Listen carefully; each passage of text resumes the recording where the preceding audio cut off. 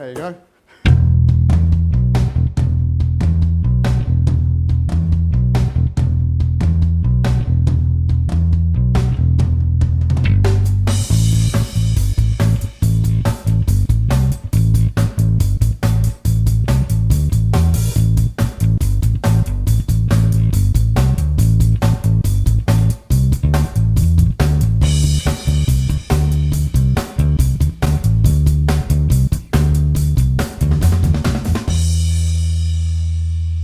Good afternoon, ladies and gentlemen. Welcome back to Mad, Bad and Dangerous, here again at the Horns in Watford. We are indeed fortunate to have with us pop legend Bob Henrit, Argent, The Kinks, the Roulettes, Unit 4+2, even did an album with Ringo, I believe. Ringo, yep. All of that, and also banging on your new book, which describes a lot of that and a lot more, I'm sure. How much of that was either mad, bad or dangerous? Well, most of it was dangerous. No, it was fun.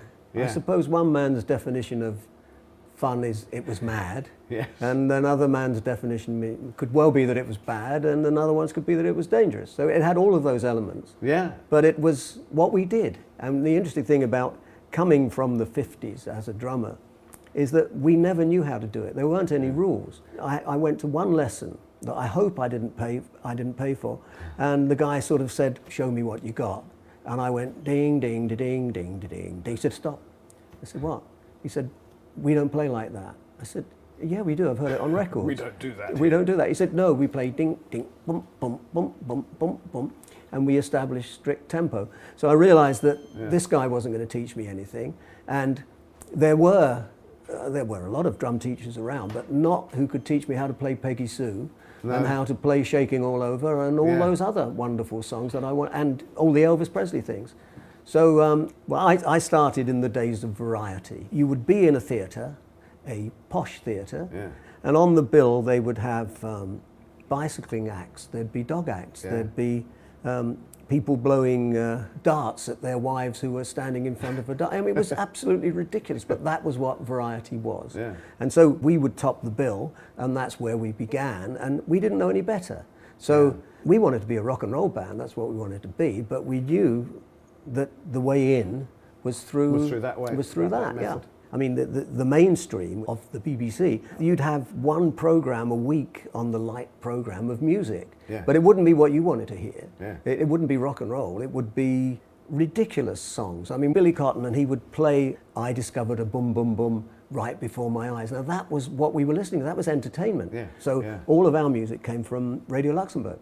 And because Radio Luxembourg was allegedly so far away, you wouldn't remember it, but it came and went. So you'd hear a little bit of Peggy Sue and then it would disappear. And then Elvis Presley came along and we suddenly thought, hang on a minute, this is we like this. This is what we want to hear. Presley and Little Richard and that lot, they really turned me on to the whole thing. But that wouldn't be on the BBC, not in those days. No. It would be, you'd hear it on Luxembourg. Radio Caroline. Well, no, we didn't have Radio Caroline. Radio Caroline was the saviour of music because he turned up in the 62, maybe 63, and they started playing our music. When I say our music, not the music we wanted to hear, the music that we were making. So we all of a sudden we had an outlet for our music, and it was on a boat, or is it a ship, whatever, off the Harwich coast. So to answer your question, it was all mad, bad and dangerous, and still is, really. Well, when that outlet started gaining momentum, and you were on the road and stuff like that, how difficult was it to resist booze and drugs and stuff like that, especially in the 60s? Well, it's very interesting. You know, we were doing gigs, and we would do 3 gigs a day. So we'd get up in the morning and we'd do a radio, and in the afternoon we'd do a recording, in the evening we'd do a gig. And this wasn't just 1 week or 1 day, this went on forever. And this was with Adam Faith, so our feet never touched the ground. And so I remember my first week in Variety, which was in Bristol. I didn't even know I had money because he hadn't actually told me how much I was going to get. I knew I was in the band. I was on 2 weeks. I was on 2 weeks probation, and I knew that I was in the band, but didn't know how much money I was going to get. And I went out and bought a crate of Coca-Cola and dragged it back into the theatre and had no idea why I'd bought it. And I actually didn't even know whether I could afford it. And of course, at the end of the second week, he told us how much we were getting. And we were getting £35 a week. Yeah. This was in 1962, at a time that my old man was probably earning up to £5 a week, Right. doing a proper job. And we also got paid for recordings, extra. We got paid for TV, extra. We got paid for radio, extra. So all of a sudden, there was all this money. There's more crates of Coca-Cola coming. Well, no, I moved away from Coca-Cola. But interestingly enough, I never really moved to drink. I don't remember doing much drinking. I mean, there are pitfalls, and you and I know quite a few people who were doing a lot of work and were also drunk. I mean, also managed to do it. yeah. Like that as Well, dare I say the early Kinks, the Mark I Kinks before me, they did a lot of drinking, an awful lot of drinking, and I have no idea how they kept up with Ray. And I'm thinking they probably didn't, because you couldn't. When I joined, we never knew what was coming next. Yeah. I'm not even sure Ray knew what was coming No next. set list? There was a set list. It was on the floor. Everybody had one. But and it was nicely it would taped change. to the floor. Oh, if you were lucky, the first song was the first song. Really? But only if you were lucky. So that's a panic area, isn't it? I mean, Well, yes, it is. And interestingly enough, it's one of the things that made it wonderful. Yeah. You never knew what was coming next. And Ray would do 2 middle eights at once if he wanted to. There was one memorable moment somewhere in America where Ray started this song, and we Jim the bass player and I looked at each other quizzically. It's called Horse's Eyes. And Ray had started it, so without having any idea what the song was, I went, did it up, some suitable, obvious fill, and we were in. We didn't know what the song was. Ray had gone like that with his guitar, so Jim knew what the key was. And Ray was writing a song. on the stage? There. And now, that's okay in front of 100 people at the Marquee, possibly. It's not okay in front of 100,000 people it wasn't Detroit, but it was somewhere like that. Yeah. So that was the beauty of it. Yeah. And once I had the gig, I was called for two days of rehearsal. We were going to America the day after the 2 days rehearsal, something like that. So I went in on the first day, did all the songs, did a few notes to keep me on top of it. And I thought, this is great. I actually thought, I'm playing You Really Got Me with Ray and Dave. This is fabulous. Listen to this. And I'm doing Lola with Ray and Dave. Anyway, the second day, the songs ended differently. So I said, Ray, they didn't end like this yesterday. He said, no, we don't do the same endings every night. So there could be any number of permutations. I'd like to blow my own trumpet and Jim Rodford's trumpet, because we were solid and we were together, and there were never any train wrecks, but there could have been, but there weren't. The interesting thing is that when I joined, it was 1984, so they'd been going for 20 years before I joined. So there was a canon of 20 years of songs that I didn't know. Well, I knew some of them, I knew the obvious ones, but in 20 years with an album every 18 months, I can't work that out, but that's a lot of albums that I didn't know. Yeah. So Ray could launch into a song thinking that I knew it. Have you ever had a situation where you're playing away and all of a sudden you're thinking, what if I forget how to do it?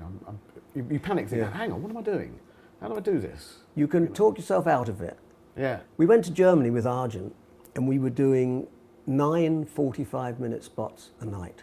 Now that's like working down the mines, only harder. Yeah. But we were lucky, we had 10 minutes off between each set. We had 3 sets, so I used to do 3 drum solos a night. Yeah.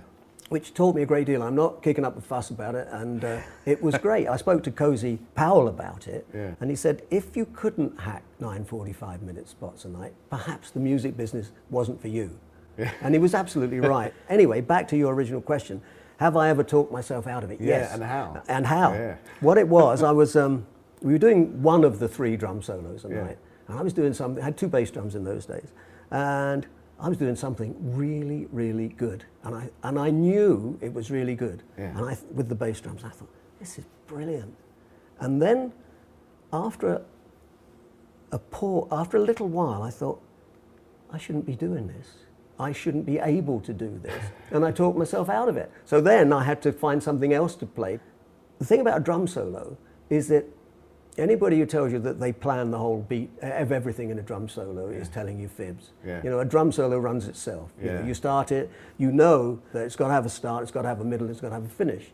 It's got to have peaks and troughs, you know, like all music. And funnily enough, there's something on YouTube, even as we speak, from at least 40 years ago, of me playing at the Palace Theatre. I've got it. Oh, you have? I put it on our webpage anyway. Right, and it's the Palace Theatre in New York. Yeah. And I marvel at what I was doing then. Yeah, because it is great, yeah. I'm not sure I could do it now. I mean, because the thing about playing is it is organic, it does grow, and if you interrupt it, it makes it slightly more complicated. Or takes a different direction. Yeah, or grow in a different direction. And I mean, it took me 50 years to work out what not to play, you know, and that's the point, you know. But then the beauty of progressive rock with Argent is that you could overplay, and you were expected to overplay, and if you didn't overplay, the audience wouldn't be happy. Yeah, so we wanted more rather than less. We were trying to push the envelope as far as we could, and we did. Yeah. I mean, we never ever punctured the envelope. We pushed it as far as we could. Yeah. Talking about bizarre things, in Mad, Bad and Dangerous, you tell a story about, I don't know if we can say this on camera, we probably can, about being paid at a gig where you were asked to go with one of the guys who was collecting the money. Oh yeah, twins were running this club, which belonged to one of their fathers, which belonged to their father, whose name ended in a vowel. I'll say no more on this. We were in New Jersey, so you can piece this one together. And we'd done the gig, and the tour manager came in. He said, "Look, I've got to do the settlement. The settlement is the picking up of the money. So will you come with me?" I said, "Yeah, all right. Why not?" Hadn't seen this. I'd see how it worked. And nobody from security. We always had SAS guys with us, who would diffuse any situation with anybody. But anyway, I went in, and the guy, one of the twins, had his feet up on this desk, and in front of him was a mound of cocaine. I thought, oh look, there's a mound of cocaine. And he said, "Do you want a toot?" I said, "No, thanks. Very kind. Not for me, thanks." And he said, "My brother's, I have to say the word, having a blowjob, but if you'd like to get involved with that, you know, when he's finished." I said, no. So I made my excuses and left. And he said, "Now we've been thinking about the payment." He said, "Now this stuff," and he pointed to a bag that big of cocaine. He said, "We've got lots of this stuff." He said, "Why don't we give you this instead of the settlement, instead of the money?" So it was like Jack and the Beanstalk. You know, and I laughed, and fortunately, I mean, it was just hilarious. But the guy believed it, which was, there were a lot of cocaine decisions made in the 70s and 80s. You know, a lot of the record deals that went wrong were because they were made under the influence of cocaine. And anyway, so fortunately, it wasn't my responsibility, but fortunately, the tour manager saw that this was rather stupid. But it would have been hilarious going back to Ray and Dave and all the other guys. "Ah, look, they've given us this instead. How cool is this?" Now, I say this immediately. Nobody in the Kinks did any of that stuff, but they may well have done before me. But you know, this was they weren't into it at that moment. No, they wasn't weren't. The irony though that they had to pay security, and security was made up of the local constabulary? Yeah, we had a few run-ins with them. They would be off-duty constabulary. So you'd be offering them illegal drugs in payment for what they were doing? Well, fortunately, I was never part of that. So it was a very interesting time. Have you ever played when you've been seriously ill or injured? Yeah. This is a family show, isn't it? This is a real family show. It's a family show. Well, but things happen to you if you eat stuff. If you eat stuff? Yeah. I'm not talking about drugs here. I'm talking about stuff that disagrees with you and may well make you go to the loo a lot. Yeah. So I have been in that predicament and still playing. Yeah. But it is gut wrenching. Now it's not Mick Avery, who was my predecessor, had how can I say this? Piles. Yes, I can say it. And he used to play with the Farmer Jars, and he would have this sort of rubber ring that had a hole in it on top of his drum stool. And he would play with a pained expression. So I mean, I have played ill. But when I fell off my bike, no, I didn't. I came off my bike. I was knocked off my bike and had 6 ribs broken at the back and 2 at the front. It's a push bike. And all of my safety gear was trashed. Yeah. But I decided I had to get back. I really, really had to do it, and I wasn't going to wait. Yeah. And I did it, but it hurt. It really did. And I discovered, because you've got broken ribs at the back, if you're playing, now this is very relaxed and that's not affecting you, but if you do that, it hurts. Yeah. So guess what? You don't do that. No. You just play on the You ride find all the another time. way to do it. Yeah. We're macho, we drummers. You know, it's sort of a badge of courage to actually play under par. You know, because hey man, we can do this. Bob, thanks so much for coming to see us. Thank you for having me. Ladies and gentlemen, we'll have part 2 coming up soon of that interview with Bob Henrit. Ladies and gentlemen, hope you enjoyed that first part of our interview with world-class drummer and friend Bob Henrit. Second part up soon. If you didn't catch our interview with Dave Mattox, it's over there with all our other drummers. In the meantime, enjoy the sunshine.